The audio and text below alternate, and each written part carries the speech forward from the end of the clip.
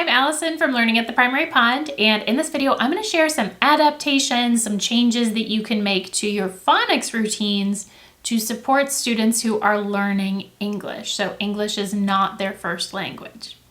Before we dive in, if you haven't subscribed to my channel yet, go ahead and do that now, and then also hit the little bell so that you're notified every time I post a brand new video about teaching literacy in K2. Okay, so whether you have a whole class of students learning English as their second, third, or fourth, or fifth language, or you just have a few students who are considered English language learners, you may have wondered how you should teach phonics to them. And as you probably already know, phonics is such an important skill set because it really serves as what I like to call the foundation of the reading house. Right? Because when kids know phonics, then they can decode words, which leads to fluency and comprehension, and it also helps them spell words, which contributes to writing. So we know that phonics is important for sure. My second tip, which is more of an actual tip, is to use fewer words or focus on fewer words with your English language learners. Like, if you have a whole class of English language learning students and your phonics program has you working on 10 words, maybe you cut that in half and work on 5. Or if you're working with English language learning students in a small group, you can reduce the number of words that you focus on.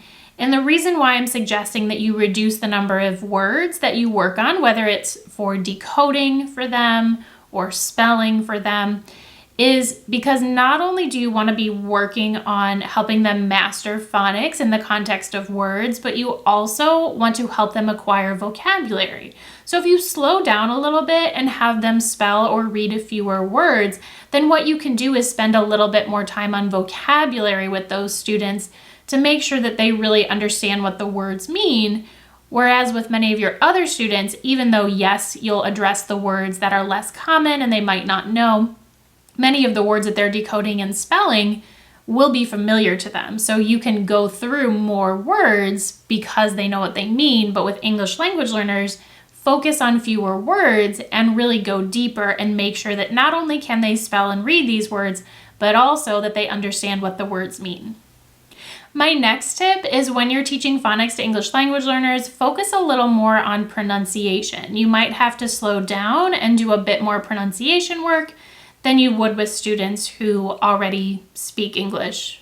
I say fluently. Really, I believe that all kids are language learners, but here we're talking about students, we're comparing students that their first language is English and students who are learning English as a second language, right? So anyway, not to go down that rabbit hole.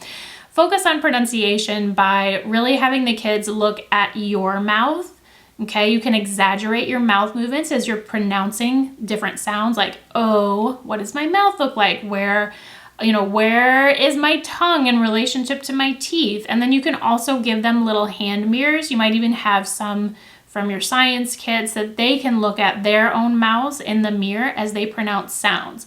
Honestly, this is good for all students, but with your English language learners, it might take a little bit more time and practice and attention to it because there are certain sounds in English that do not exist in other languages depending upon what language they speak. So this is why they just might need a little bit of extra focus on it. My last tip for supporting English language learners with phonics is to slow down a bit when you're working on decodable texts with them. Now, a decodable text is a text that's limited in the words it includes, and it may focus on a certain phonics pattern that you're having the kids practice. And so it's a great way to apply their phonics learning to actual reading. So decodables are great for all kids, including English language learners. However, with English language learners, you may need to slow your pace so that you can spend a bit more time making sure that they understand the vocabulary and that they comprehend the text. So maybe with a group of other students, you might have them get through the entire decodable text in one sitting, but with your English language learners, maybe you break it up over 2 days and you spend a bit more time each day. Yes, of course, having them decode, but also talking about the meaning of the text. So that can be a great strategy to support them. Earlier in this video, I mentioned my phonics program from sounds to spelling, and what I forgot to mention is that you can actually get a free trial week for kindergarten, first, and second grade. I will include a link in the caption for this video so that you can grab that. It's complete lesson plans, materials, everything you need to teach, and it also includes a year-long scope and sequence. So check that out. It's totally free. Link is in the caption. Thank you so much for watching. I hope that these tips were helpful to you in supporting your English language learners with phonics. Don't forget to hit the like button before you go. Make sure you subscribe, and I will see you in my next video.